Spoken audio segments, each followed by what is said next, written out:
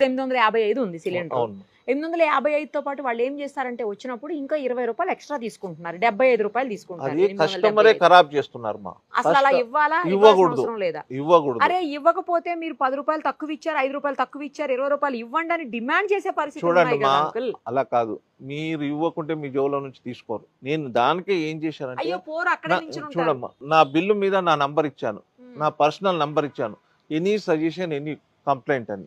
మీరు వాడికి ఇవ్వకుంటే మీరు చెప్పండి, సిలిండర్ వద్దు బాబు నువ్వు తీసుకెళ్ళు, నీ జిమ్మేదారి కాదు, నీ రెస్పాన్సిబిలిటీ కాదు, సిలిండర్ ఇచ్చేది మీ సార్ది కాబట్టి నా రెస్పాన్సిబిలిటీ కాబట్టి మీరు తీసుకోకండి. అసలు 20 రూపాయలు ఖచ్చితంగా తీసుకెళ్తారు. 10 పైసలు కూడా ఇవ్వకండి. ఇవ్వకుండా చూడండి, మీరు ఇవ్వక సిలిండర్ తీసుకోండి, లేదంటే సిలిండర్ వాపస్ ఇచ్చేయండి, నాకు ఒక ఫోన్ కాల్ చేయండి, నా ఫోన్ నంబర్ మీకుంది. ఇక్కడ వీళ్ళని డెలివరీ బాయ్ని ఖరాబ్ చేసేది కస్టమర్సే. కస్టమర్కి నేను చెప్తాను, ఇలాగే చెప్తాను, బాబు నువ్వు పైసలు ఇవ్వక